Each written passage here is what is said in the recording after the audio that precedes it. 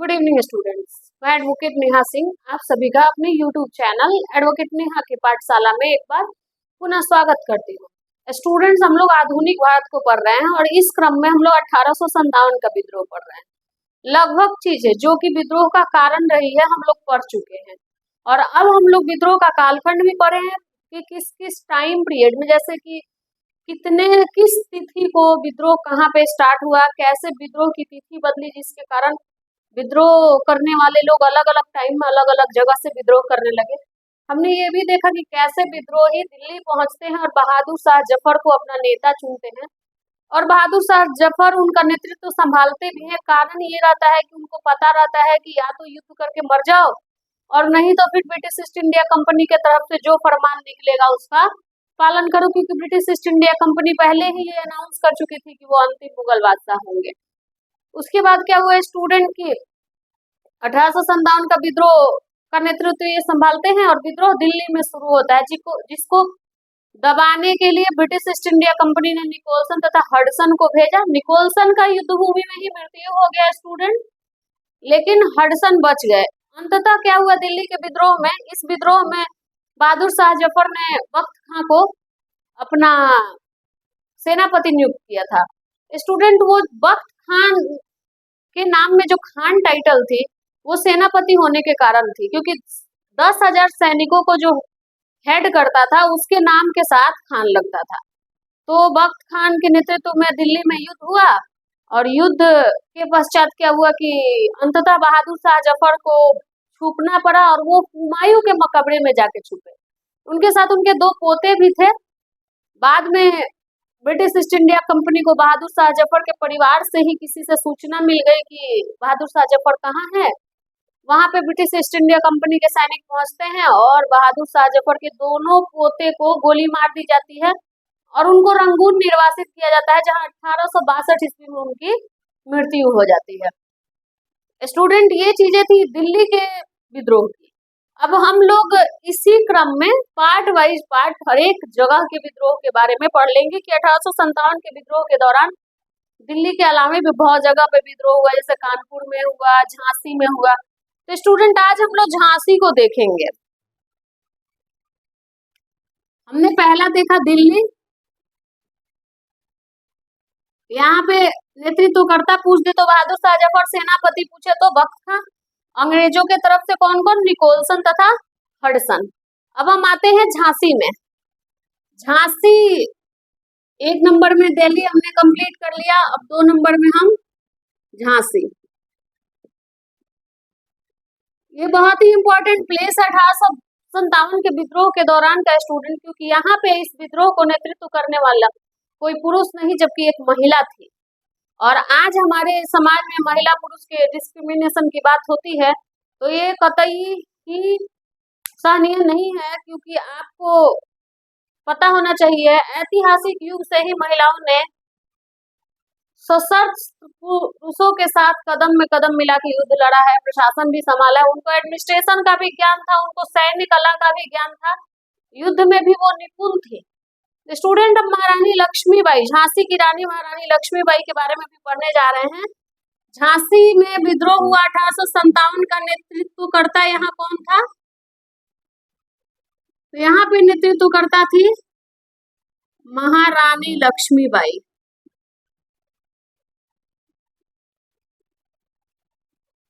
अब हम लोग यहीं पे महारानी लक्ष्मीबाई के बारे में पढ़ लेंगे, ये नहीं कि यहाँ पे हम अब फिर दूसरे जगह इनके बारे में पढ़ेंगे। अब महारानी लक्ष्मीबाई के बारे में हम लोग पढ़ते हैं, इनका जन्म कब हुआ था।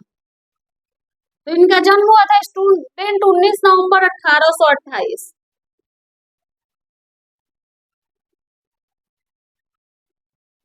जन्म स्थान इनका आप लोग को पता होना चाहिए, जन्म स्थान इनका बनारस था। आप लोग जाते हैं बनारस तो आप लोगों को एक जगह देखने को मिलता है जिसका नाम है मणिकर्णिका घाट। अब यहाँ पे मैं बता रही हूँ वास्तविक नाम,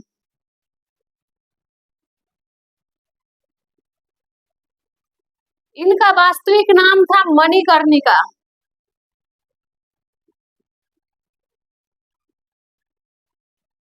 आज के युग में भी हमारे घर में जब कोई बड़ा नाम रख दिया जाता है या कोई टेढ़ा नाम रख दिया जाता है, जब लोग नहीं बोल पाते हैं तो उस नाम का कुछ शॉर्ट फॉर्म रख दिया जाता है। उसी प्रकार इनका वास्तविक नाम मणिकर्णिका था, शायद नहीं बोल पा रहा होगा कोई, तो इसलिए इनको लोग मनुबाई बुलाते थे। एक नाम इनका छबीली भी था।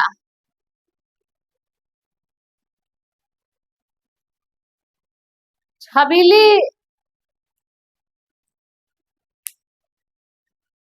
इनको क्यों कहा जाता था, तो कारण ये था स्टूडेंट कि ये बचपन से ही कुछ अलग प्रकार की लड़की थी।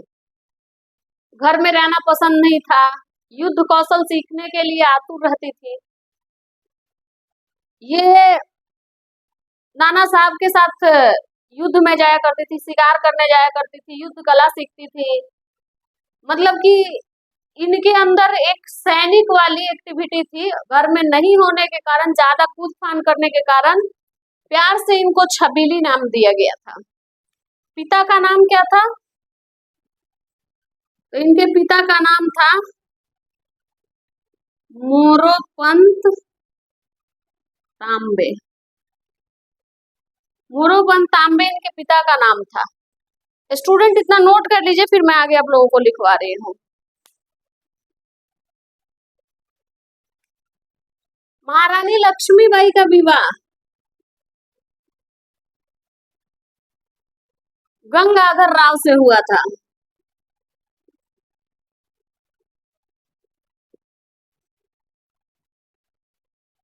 किस राजवंश से संबंध रखते थे गंगाधर राव, तो नेवलकर वंश।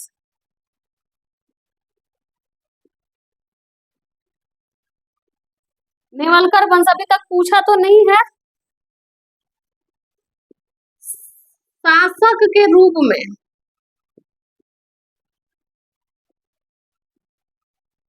1843 से 53 तक इन्होंने शासन किया।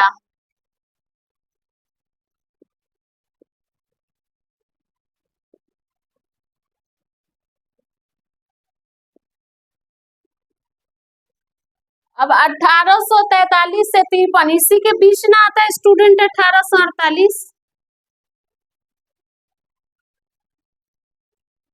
और इसके बीच जब आता है 1848, तो उसी 1848 के टाइम पीरियड में स्टूडेंट लॉर्ड डलहौजी ने क्या लाया था, डॉक्ट्रिन ऑफ लैप्स।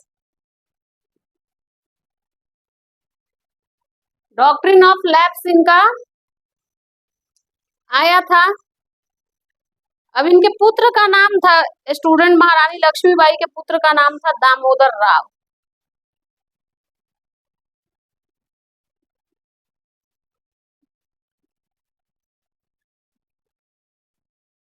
जिनकी मृत्यु हो जाती है, और इनकी मृत्यु के बाद इन्होंने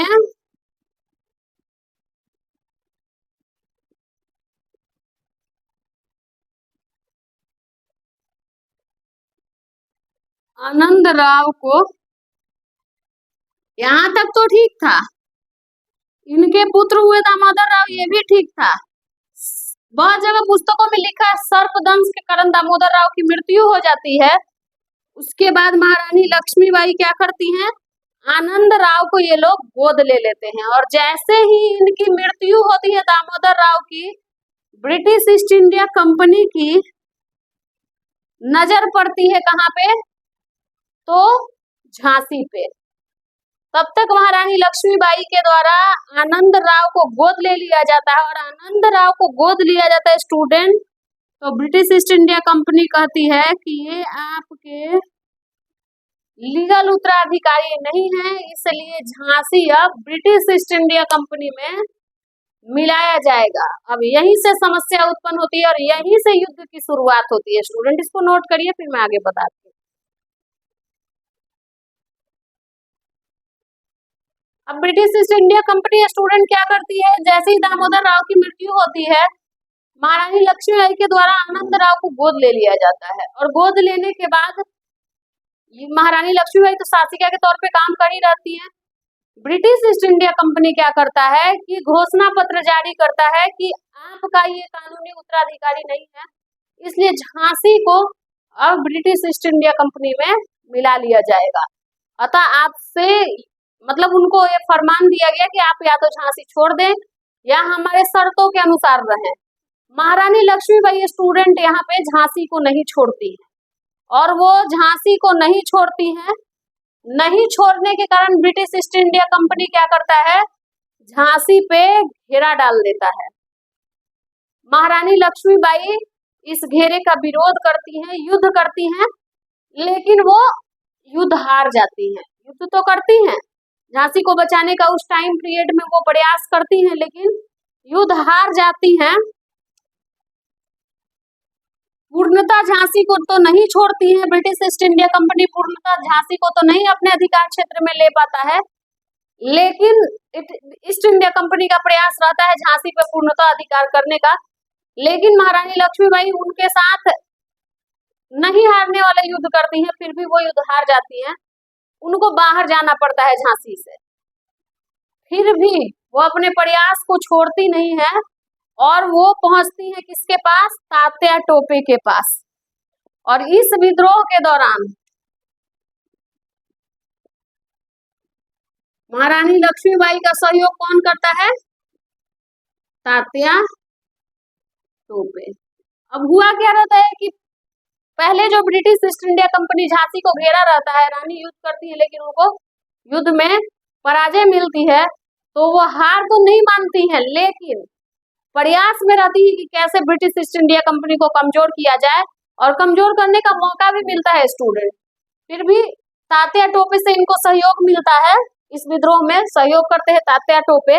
अब यहाँ मैं बता देती हूँ कि कौन है तात्या टोपे। इनके बारे में भी परीक्षा में बहुत बार पूछा है, इनका वास्तविक नाम यही भी मैं लिखवा दे रही हूँ, आप नोट डाउन कर लीजिएगा। तात्या टोपे का वास्तविक नाम था रामचंद्र पांडुरंग यवलकर। रामचंद्र पांडुरंग यवलकर, ये तात्या टोपे का वास्तविक नाम था। ये ब्रिटिश ईस्ट इंडिया कंपनी के तोपखाने में काम किए थे।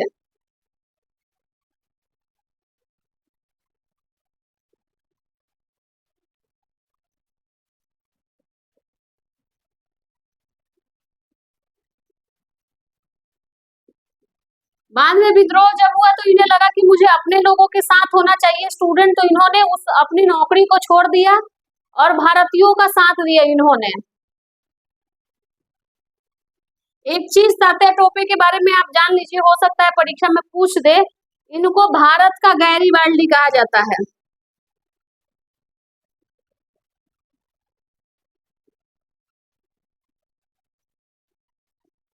आप जब विश्व इतिहास पढ़िएगा तो आपको पता चलेगा कि इटली का एकीकरण करने में इनका बहुत बड़ा योगदान रहता है, इसलिए भारत का गैरीबाल्डी कहा जाता है किसको, तो तात्या टोपे को।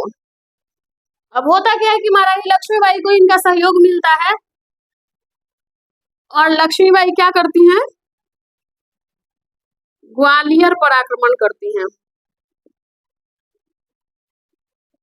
झांसी तो छोड़ी रहती हैं, ग्वालियर पे आक्रमण करती हैं, और उस टाइम ग्वालियर पर सिंधिया का शासक था, और ये चमचे थे ब्रिटिश ईस्ट इंडिया कंपनी के। इनको पराजित कर ग्वालियर पर अधिकार कर लेती हैं।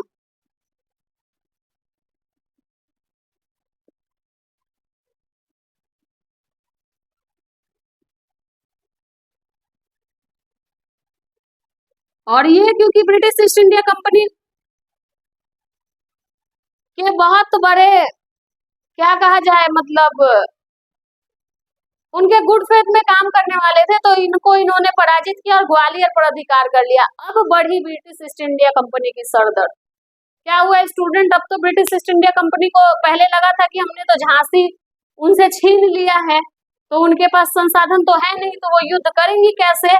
अब महारानी लक्ष्मीबाई ने पहले अपना संसाधन बनाया, कैसे, तो ग्वालियर पर आक्रमण करके। और ग्वालियर पर आक्रमण करने के बाद उन्होंने सिंधिया को और साथ ही साथ वहां पे जो ब्रिटिश सैनिक थे उनको पराजित किया और ग्वालियर पर अधिकार कर लिया। अब उनको फिर से एक राज्य मिल गया जहां पे उनके पास सेना भी थी, हथियार भी था, युद्ध करने के संसाधन भी थे, रसद भी थे। अब वो पुनः प्रिपेयर थी स्टूडेंट अंग्रेजों से युद्ध करने के लिए। अब ब्रिटिश ईस्ट इंडिया कंपनी का सरदर्द बढ़ गया क्योंकि अब पुनः उनको एक सशक्त शासिका को शिकस्त देना था और क्योंकि वो रानी के पराक्रम को देख चुके थे तो उनके पास समस्या ये थी कि अब उनको एक बेहतर कमांडर चाहिए था। और उस टाइम पीरियड में student British east India company ने ह्यूरोज को अपॉइंट किया और जनरल ह्यूरोज आया झांसी में 1857 के महारानी लक्ष्मीबाई के विद्रोह को दबाने के लिए, अर्थात महारानी लक्ष्मीबाई ने कई युद्ध किए, उन सभी युद्धों को दबाने के लिए, लेकिन नेतृत्व 1857 के विद्रोह में ब्रिटिश ईस्ट इंडिया कंपनी का कौन किया रहता है? तो ह्यूरोज, जनरल ह्यूरोज। अब ये आता है क्रमवार महारानी लक्ष्मीबाई कई युद्ध करती हैं, जैसे कानपुर का युद्ध है। आप लोग हमें बताइएगा कि इसका टाइम पीरियड क्या है कमेंट बॉक्स में। लक्ष्मीबाई के द्वारा किया गया युद्ध यहाँ मैं लिखती हूँ।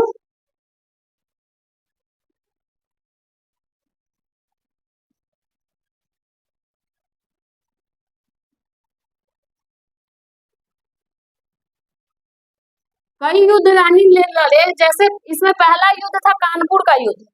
इसका टाइम पीरियड आप लोग बताइएगा कमेंट में। एक तो रानी लक्ष्मीबाई इसमें है ही, दूसरा है चलखाड़ी का युद्ध।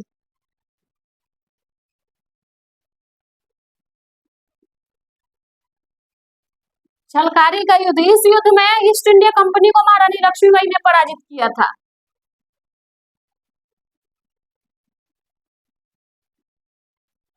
तीसरा युद्ध है स्टूडेंट झांसी का युद्ध।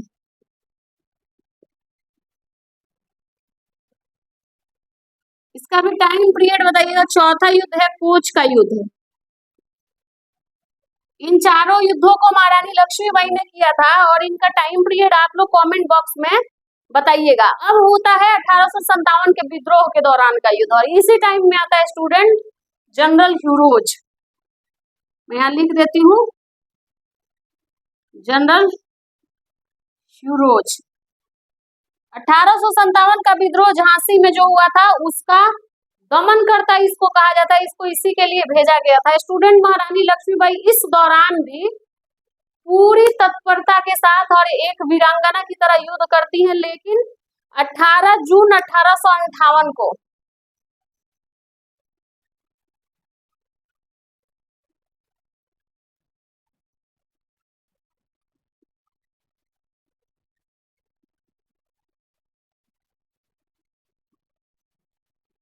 18 जून 1858 को युद्ध करते करते महारानी लक्ष्मीबाई की मृत्यु हो जाती है। युद्ध में उसके साथ कौन रहता है अंग्रेजों की तरफ से? तो जनरल ह्यूरोज।